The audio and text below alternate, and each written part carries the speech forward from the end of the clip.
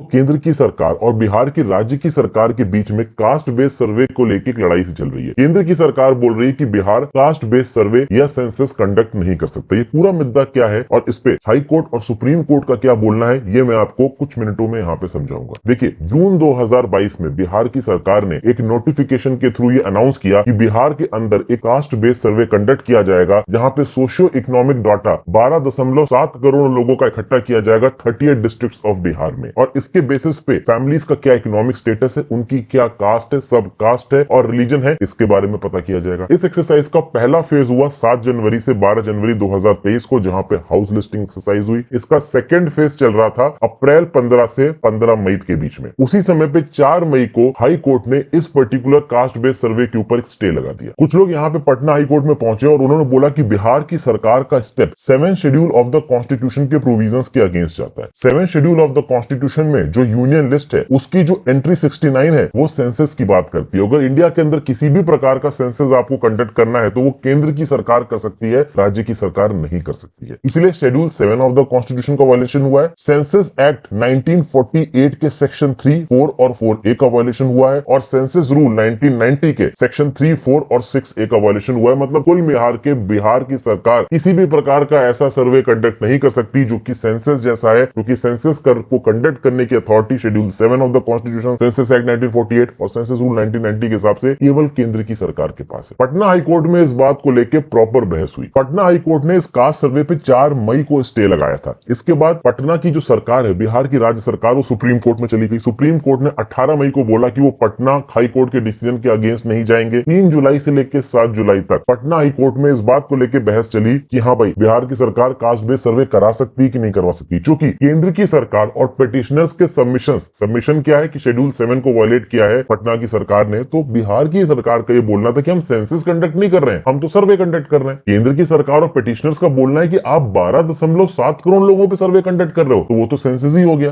Finally 1 अगस्त 2023 को पटना की high court ने बिहार की राज्य सरकार को कास्ट बेस्ड सर्वे कंडक्ट करने की परमिशन दी थी और 2 पॉइंट्स पे परमिशन दी। पहला पॉइंट तो यह था कि ये कास्ट बेस्ड सर्वे लोगों की प्रिवेसी को वायलेट नहीं करता, क्योंकि यहाँ पे कास्ट रिलेटेड और रिलीजन रिलेटेड डाटा को कंसोलिडेटेड बेसिस पे पब्लिश किया जाएगा। और दूसरा सबसे इंपॉर्टेंट पॉइंट जिसके बेसिस पे पटना की हाई कोर्ट ने इस कास्ट बेस्ड सर्वे को परमिशन दी, वो ये थी कि राज्य की सरकार अपने एफर्मेटिव एक्शन को पूरा कर रही है as defined under article 16 of the constitution. Article 16 बात करता है equality of opportunity in matters of public employment. तो एफर्मेटिव एक्शन के नॉर्म्स के हिसाब से जो तबका सोसाइटी का डिसएडवांटेज है, उसको कुछ एवेन्यूज अवेलेबल करवा के उसको एडवांटेजेस तबके के ऑन पार लेके आना है। तो एफर्मेटिव एक्शन अंडर आर्टिकल 16 के क्लॉज के हिसाब से पटना हाई कोर्ट ने इस कास्ट बेस्ड सर्वे को सही बताया। केंद्र की सरकार बोल रही है कि ये ट्रेंड बहुत ज्यादा डेंजरस है, ये ट्रेंड कुछ हद तक मंडल कमीशन जैसा है। The socially and educationally backward classes commission, SEBC commission, जिसको मंडल कमीशन बोला गया, ये बिंदेश्वरी प्रसाद मंडल जी के नाम पे था, जो कि फॉर्मर चीफ मिनिस्टर थे बिहार में। 1979 में इसको बनाया गया था जनता पार्टी गवर्नमेंट के द्वारा प्राइम मिनिस्टर मोरारजी देसाई के अंदर। 10 साल बाद 13 अगस्त 1990 को VP सिंह सरकार ने ये बोला कि मंडल कमीशन रिपोर्ट को हम इंप्लीमेंट कर रहे हैं, 27% रिजर्वेशन दे रहे हैं अदर बैकवर्ड क्लासेस को। तो केंद्र की सरकार इनडायरेक्टली यही कहने की कोशिश कर रही है कि बिहार के अंदर इस प्रकार का कास्ट बेस्ड सर्वे होता है, और अगर आर्टिकल 16 एफर्मेटिव एक्शन के बिहाफ पे उसको डिफेंड करती है हमारी जुडिशरी, तो आज की डेट में हम वो प्लेटफॉर्म बना रहे हैं कि कल की डेट में नई कास्ट के इन्यूमरेशन के आधार पर और बढ़ा के रिजर्वेशन देने की बात करेगी राज्य की सरकार, और उसके बेसिस पे